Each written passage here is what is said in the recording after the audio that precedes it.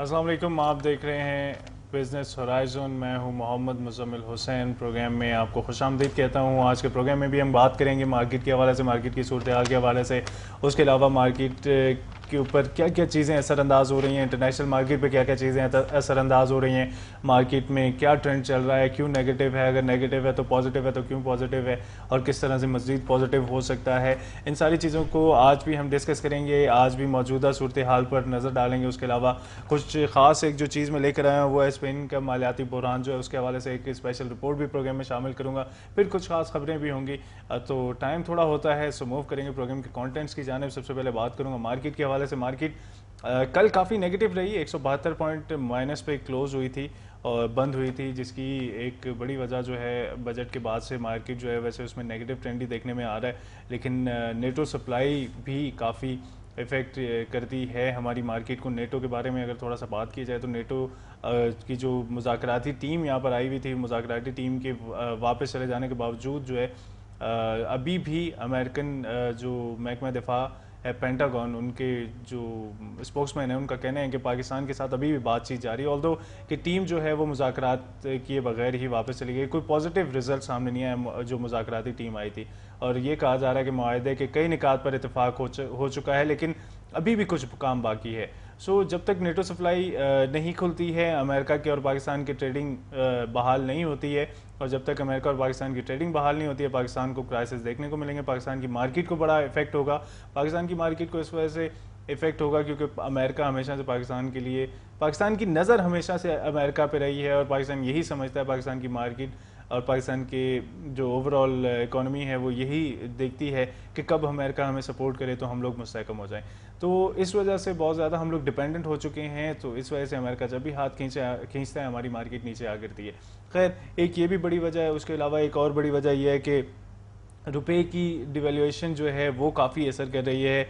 Import bill बढ़ गया है, इंपोर्ट के बढ़ने से महंगाई बढ़ती है, महंगाई के बढ़ने से ऑटोमेटिकली जो है वो इकोनॉमी पे इफेक्ट होता है, और इकोनॉमी पे इफेक्ट जो है वो आपके सामने। अब एक और रुपए की डिवेल्यूएशन की एक और जो हमें नुकसान देखने को पड़ रहा है वो आईएमएफ को जो हमने कर्जा वापस करना है उसमें 109 मिलियन डॉलर का इजाफा हो गया, क्योंकि रुपए की कीमत कम हो रही है, डॉलर बढ़ता जा रहा है मार्केट में। और उसी की वजह से जो है अगर देखा जाए तो पिछले एक हफ्ते के अंदर जो है डॉलर 93 से 96, एक हफ्ते के अंदर अगर डॉलर इस लेवल पे मूव करे, 3 रुपये बढ़ जाए, तो फिर पाकिस्तान की इकोनॉमी को नुकसान तो पहुंचेगा ही, और फिर मार्केट कैसे पॉजिटिव जोन में जा सकती है, तो इफ़ेक्ट करती है। उसके अलावा स्टॉक मार्केट की जो है अगर देखा जाए तो किसी भी मुल्क की इकोनॉमी की जो है रिफ्लेक्शन होती है, और स्टॉक मार्केट जो है वो क्या रिफ्लेक्ट कर रही है उस पर एक नज़र डाल देते हैं। इस वक्त जो है कराची स्टॉक एक्सचेंज 100 इंडेक्स जो है वो 13,486 पॉइंट्स पे ट्रेड करता हुआ नज़र आ रहा है। जो हाईएस्ट लेवल आज टच किया गया वो था 13,531 पॉइंट्स का, और जो लोएस्ट लेवल रहा वो 13,429 पॉइंट्स का जो लोएस्ट लेवल टच किया मार्केट ने। सो ओवरऑल 100 पॉइंट्स के बीच में ये मार्केट ने आज ट्रेड किया है अभी तक, और चेंज जो है पॉजिटिव देखा जा रहा है। 57 पॉइंट्स पॉजिटिव जो है प्लस के साथ जो है इस वक्त मार्केट 13,486 पॉइंट्स पे मूव करती हुई नज़र आ रही है।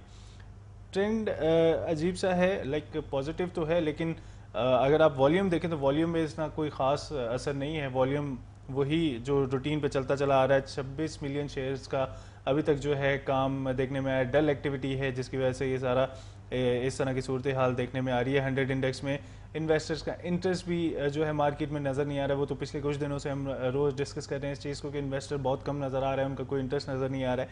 फिर अगर ओवरऑल शेयर्स देखा जाए तो 35 मिलियन शेयर्स का काम अभी तक मार्केट में देखने में आया है।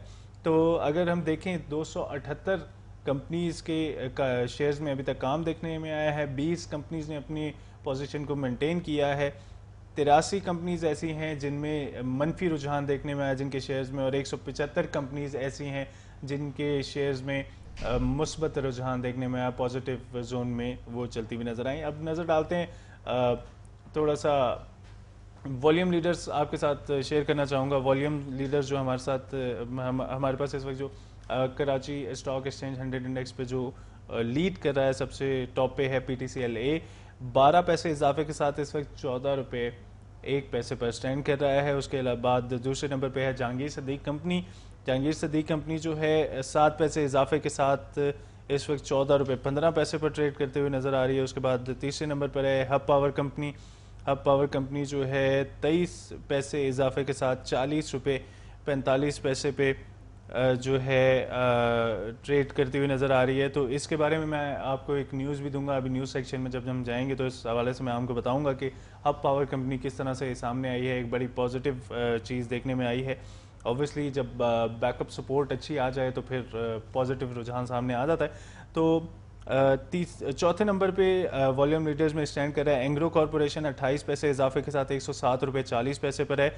और पाँचवें नंबर पर है डीजी खान सीमेंट जो कि 20 पैसे इजाफे के साथ 39 रुपये 63 पैसे पर इस वक्त स्टैंड कर रहा है। तो ये हैं वॉल्यूम लीडर जो वॉल्यूम लीड कर रहे हैं, इनके शेयर्स में ज़्यादा काम देखने में आ रहा है। और ये ज़्यादा आज जो वॉल्यूम लीडर्स पे अगर लिस्ट में नज़र डाली जाए तो सबके ही मतलब मोस्टली ऐसे हैं, कोई गिने चुने ही रेड जोन में नज़र आ रहे हैं, बाकी सब ग्रीन जोन में, यानी कि पॉजिटिव सूरत हाल नज़र आ रही है। अच्छा काम देखने में आ रहा है, मस्बत काम देखने में आ रहा है। तो मार्केट ओवरऑल पॉजिटिव जोन में मूव कर रही है। अब कुछ मूव करेंगे न्यूज़ की जानिब। न्यूज़ पे एक नज़र डालते हैं। पाकिस्तान में सबसे पहली न्यूज़ है पाकिस्तान में गाड़ियों की फ़रोख्त में अप्रैल 2012 की निस्बत मई के महीने में 12% इजाफा रिकॉर्ड किया गया और मजमूई तौर पर 16,610 गाड़ियाँ फ़रोख्त की गई, जबकि अप्रैल में 14,798 गाड़ियाँ फ़रोख्त की गई थी।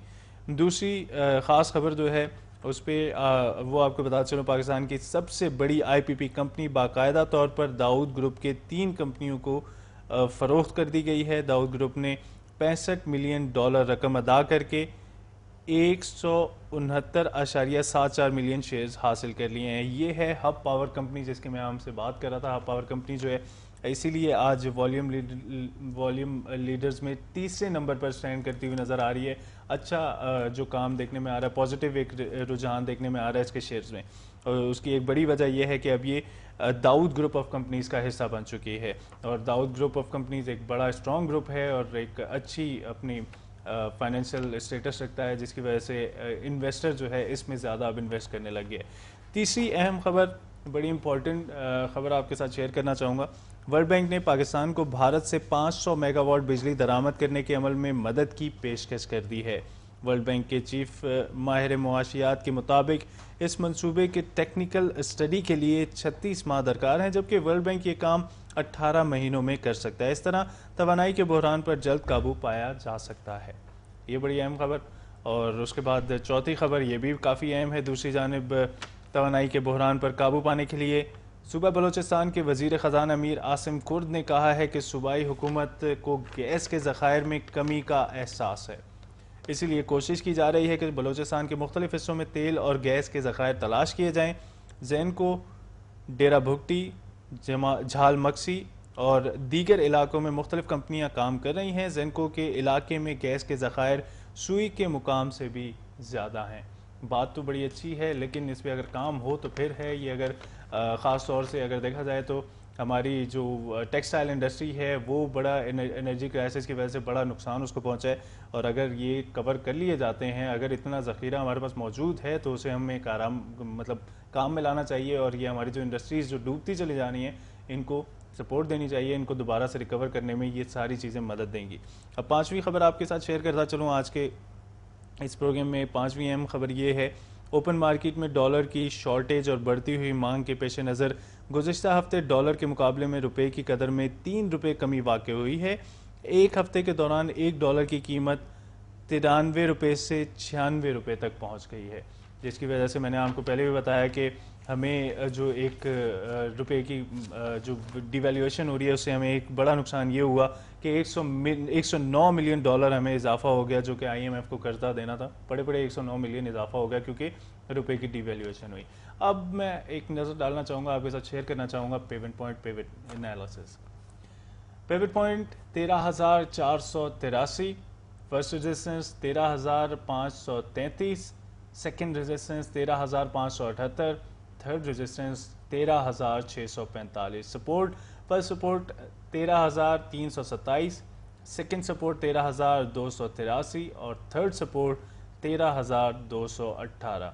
एक दफ़ा फिर आपको pivot point pivot analysis technical level बताता चलूँ 13,483। तो ये तो हमने नज़र डाल ली पेवेंट पॉइंट पर, पेवेंट एनालिसिस हमने देख लिए। और अब जो है हमने आपको बता दिया पेवेट जो रेजिस्टेंस आएगी, जो सपोर्ट आएगी, जो पेवेट पॉइंट था टेक्निकल लेवल, वो हमने आपको बता दिए। अब एक नज़र मैं चाहता हूँ कि हम डाल लें कमोडिटी एंड करेंसी रेट्स पर भी।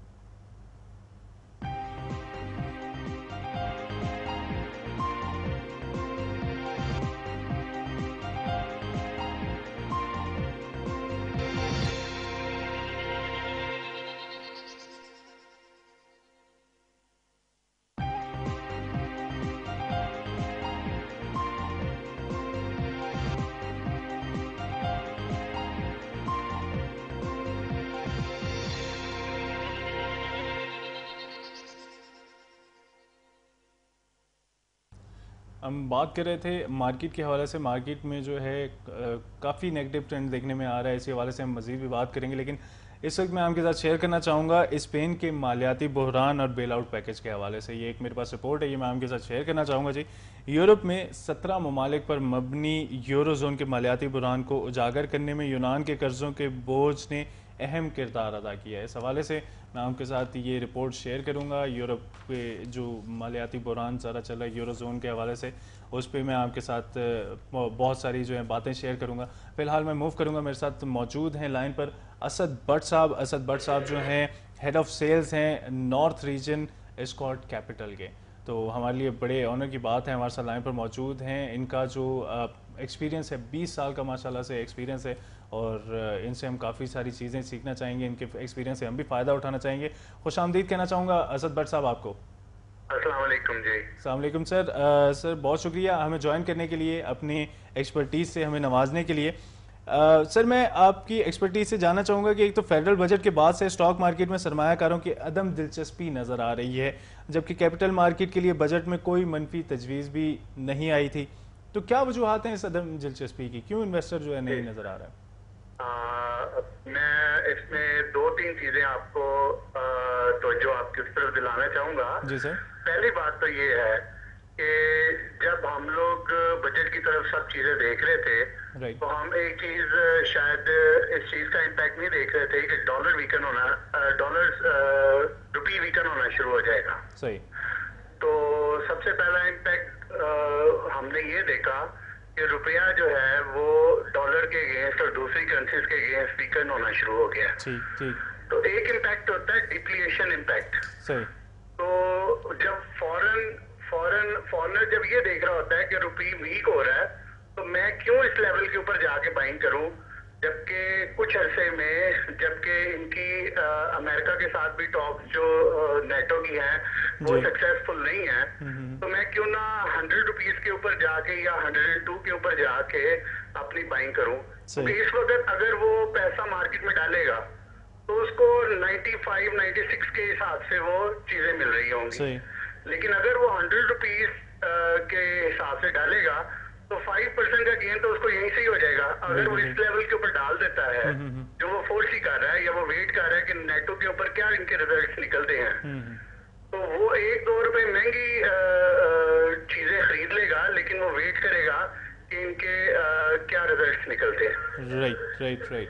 तो ये इनडायरेक्टली नेटो की सप्लाई खुलने से जो है, आपका कहने का मकसद ये है कि नेटो की सप्लाई अगर खुल जाती है तो उससे पाकिस्तान की मार्केट को बड़ी सपोर्ट मिलेगी।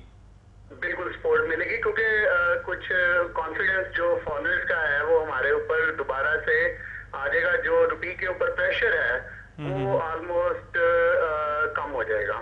राइट। अच्छा सर, गुज़िश्ता हफ्ते से सीमेंट सेक्टर के स्टॉक में मंदी देखी जा रही है, क्या इसकी वैल्यूएशन पूरी हो चुकी है? मैं जब बजट से पहले आपके इस प्रोग्राम में आया था तो मैं ये फोर्सी कर रहा था कि गवर्नमेंट FED स्लैश करेगी, जो कि बिल्कुल उसी तरह ही हुआ। गवर्नमेंट ने 100 रुपीज FED स्लैश कर दी पर टन। लेकिन अगर आप गौर करो दूसरी तरफ, तो उन्होंने कैप्टिव प्लांट जो गैस की ऊपर सरचार्ज था सेस, उसके ऊपर 87 रुपीज MMBTU भी लगा दिया। तो वो FED जो 100 रुपीज कम हुई थी, वो इस 80 रुपीज गैस के ऊपर सेस लगाने से वो दोनों ने नलीफाई कर दिया। तो ऑटोमेटिकली हम लोगों ने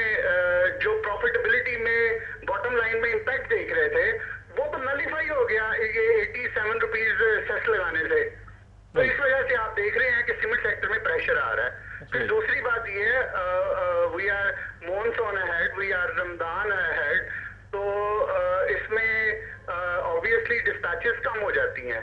इफ यू सी जो अभी पिछले मंथ की डिस्पैचेस हैं उसमें 2.1 मिलियन लोकल हैं और 0.8 मिलियन जो है वो आपकी एक्सपोर्ट है। तो ये टोटल मिला के कोई 3 मिलियन टन आपकी डिस्पैचेस बन रही हैं।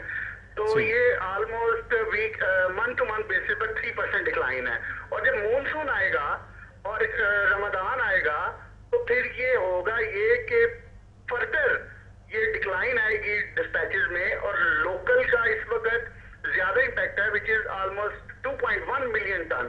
तो ये कम होगी तो उनकी फिर ऑब्वियसली प्रॉफिटेबिलिटी के ऊपर भी इम्पैक्ट आएगा। ऑब्वियसली इफेक्ट आएगा सर। अच्छा, मैं एक और, आपकी माशाल्लाह से 20 साल का एक्सपीरियंस है और आपने बड़ी गहरी नज़र रखी हुई है मार्केट पे, काफ़ी अच्छे आप जो हैं हमेशा से हमें राय देते हैं। तो मैं यहाँ पे चाहूँगा कि हमारे बहुत सारे हो सकते हैं इन्वेस्टर्स हमें देख रहे हैं इस वक्त, मार्केट में सरमायाकारों को क्या तजवीज़ देना चाहेंगे कि कब तक रिकवरी और हेल्दी वॉल्यूम जो है देखने में आ सकते हैं?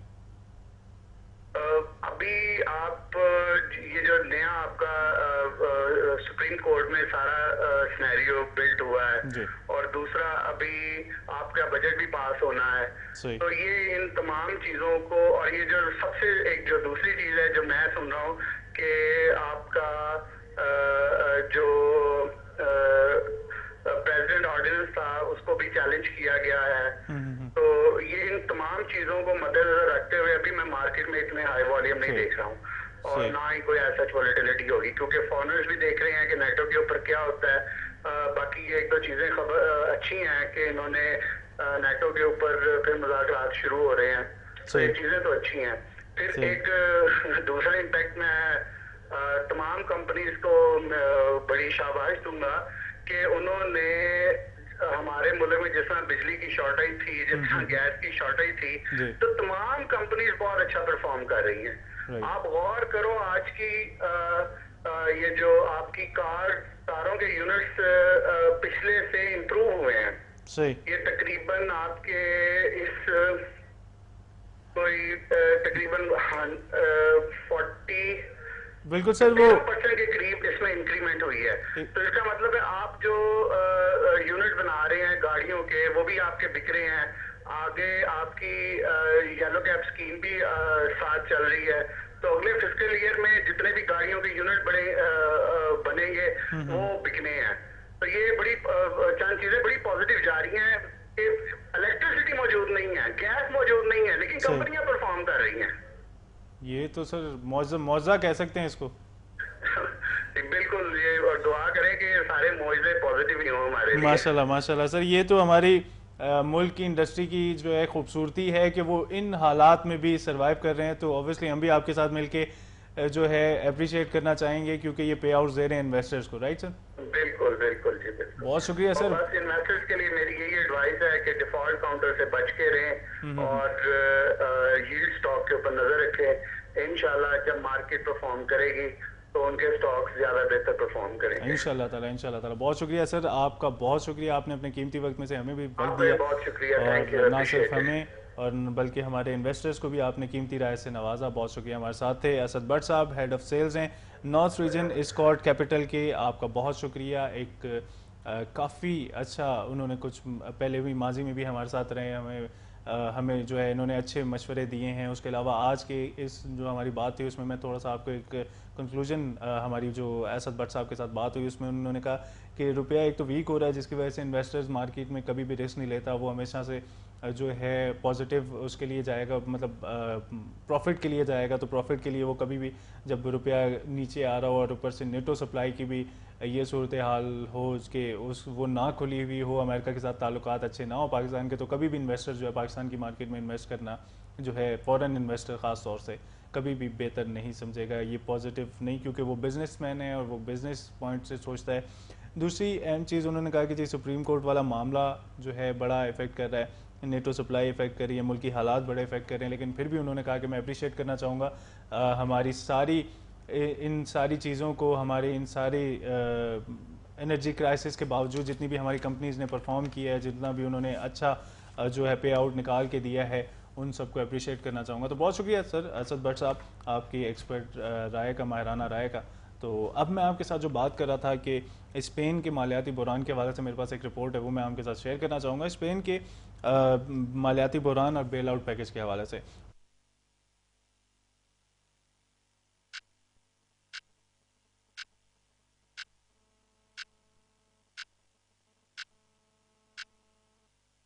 लासानी का अर्क महजल, मोटापे की वजूहात को कम करने के लिए मुअस्सर दवा। लासानी अर्क महजल, वजन घटाएं, सेहत पाएं।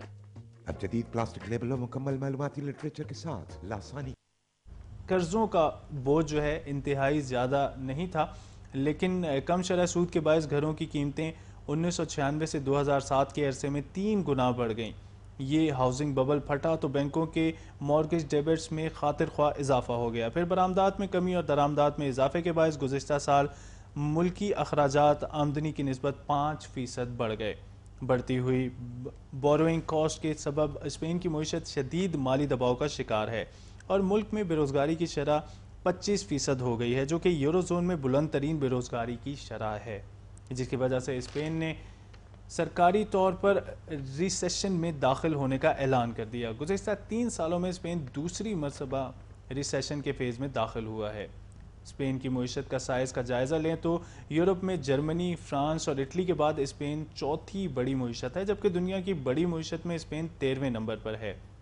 लेकिन मौजूदा माली बहरान ने स्पेन के वज़ीर आज़म मरियानो रजॉय ने भी ये बात कह दी है कि मुल्क की मईशत श्रिंक हो रही है, बेरोज़गारी में मज़ीद इजाफा होगा और ये साल मुल्क के लिए बड़ा बुरा साबित होगा।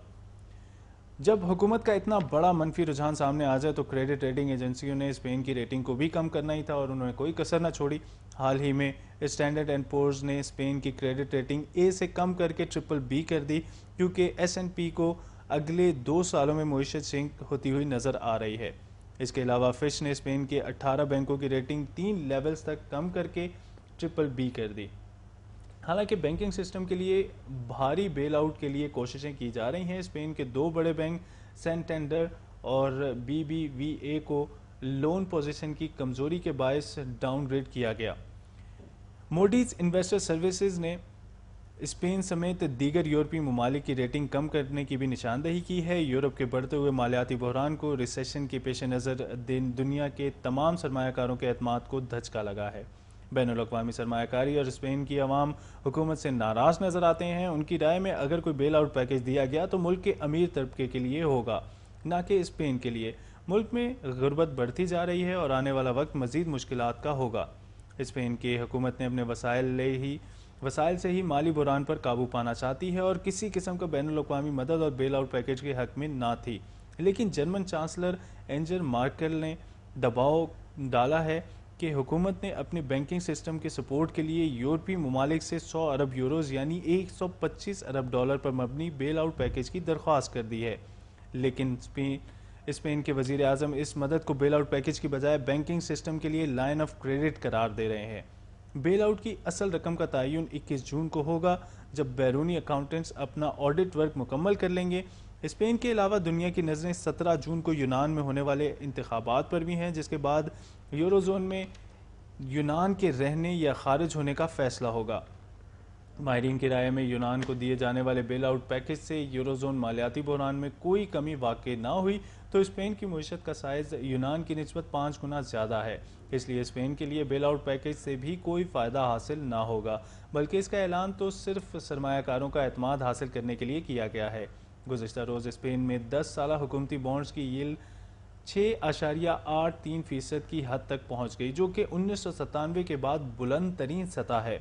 फिच रेटिंग के मुताबिक वज़ीर आज़म मैरियानो रजॉय इस साल के बजट खसारा टारगेट को हासिल ना कर सकेंगे, जो कि मुल्की GDP का 5.3% है, जबकि यूरोपियन कमीशन की पेशगोई है कि इस साल बजट खसारा GDP का 6.4% होगा और 2013 में 6.3%, जबकि हुकूमत 45 अरब यूरोज़ के अखराजात कम करने और टैक्स बढ़ाने का ऐलान भी कर चुकी है। दुनिया के तमाम इकोनॉमिस्ट जो हैं अपने खदशात का इजहार भी कर चुके हैं और यूरोजोन क्राइसिस सिर्फ एक खत्ते का बहरान नहीं है, बल्कि इसके मनफी असरात तमाम आलम को अपनी लपेट में ले लेंगे। तो ये ओवरऑल एक सूरत हाल हमने एक नज़र डाली, एक ख़ास रिपोर्ट थी जो कि बड़ी बुरी तरह से इफेक्ट करी है यूरोजोन को। स्पेन का मालियाती बुरान जो है उसके बारे में इंटरनेशनल माहिरीन की राय और सारी जो उनका जो बैंकिंग सेक्टर किस हद तक मुतासर हो रहा है उसको आने वाले वक्तों में क्या धचका लगेगा। फिर उनके वज़ीर आज़म खुद कह रहे हैं कि हम एक बुरे फेज़ से गुजर रहे हैं और अभी और जो है ये फेज़ जो है और बुरा हो सकता है। तो ये सारी चीज़ें उन पर एक बहुत नेगेटिव जो है असर छोड़ रही हैं। फिर अवाम भी अनॉयड हो गई है गवर्नमेंट से भी और उनकी पॉलिसी से भी, और वो कह रहे हैं कि अगर कोई बेल आउट पैकेज बनाया भी गया तो वो बेल आउट पैकेज गरीब आवाम के लिए नहीं होगा, बल्कि या यूँ कह लें कि स्पेन के लिए नहीं होगा, बल्कि सिर्फ अमीर तबके के लिए होगा, एक ख़ास तबके के लिए होगा जिनको इसका फ़ायदा होगा। खैर ये तो था एक रिपोर्ट जिसकी वजह से एक और बड़ी चीज़ भी इस रिपोर्ट से रिलेटेड ये है कि जो है यूनान में 17 जून को होने वाले इंतखाबात हैं जिस पे बहुत सी चीज़ें मुनसर हैं कि उसके बाद ये भी अंदाज़ा हो जाएगा, ये भी पता चल जाएगा कि यूनान जो है वो यूरोजोन में रहता है या नहीं रहता है। सो उससे भी काफ़ी सारी चीज़ें जो हैं खुल के सामने आएंगी और मार्केट में और थोड़ी सी हलचल मचेगी। फिलहाल एक दफ़ा फिर मैं चाहूँगा आपके साथ मार्केट की सूरत हाल शेयर करूँ। इस वक्त मार्केट KSE 100 इंडेक्स जो है 13,456 पॉइंट्स पर ट्रेड करता हुआ नज़र आ रहा है। जो पीक लेवल आज टच किया, हाईएस्ट लेवल जो टच किया 13,531 का, और जो लोएस्ट लेवल टच किया वो 13,429 का। ऑल द मार्केट आज शुरू से ही पॉजिटिव नज़र आ रही है। इस वक्त 17.88 पॉइंट्स इजाफे के साथ 29 मिलियन शेयर्स पर काम हो चुका है। तो ये एक ओवरऑल सूरत हाल थी आज के इस प्रोग्राम की। मार्केट पे भी हमने नज़र डाली, आज मार्केट बेहतर है, उम्मीद करते हैं कि बेहतर ही क्लोज होगी और जो है इन्वेस्टर इसी तरह से इंटरेस्ट लेता रहेगा। आज की मार्केट की एक ख़ास खबर ये थी कि हब पावर कंपनी जो है उसको दाऊद ग्रुप ने टेक ओवर कर लिया है, जिसकी वजह से उसके शेयर्स में काफ़ी पॉजिटिव काम देखने में आ रहा है। सो ये सूरत हाल हमने आपके साथ शेयर की। कल भी इसी तरह मार्केट की ताज़ा तरीन सूरत हाल लेकर और कुछ नई कुछ ख़ास खबरें जो कि आप तक पहुंचाना ज़रूरी हैं वो सारी बातें लेकर आपकी खिदमत में फिर हाजिर होंगे। तब तक के लिए दीजिए इजाज़त। अल्लाह निगहबान।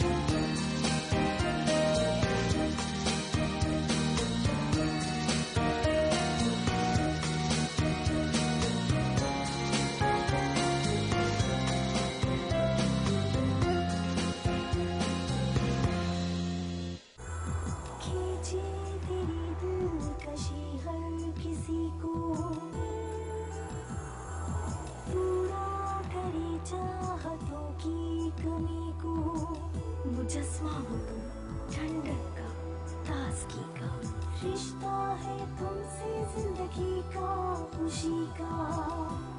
Waves Combo, beautify my life. A bright freezer and fridge together.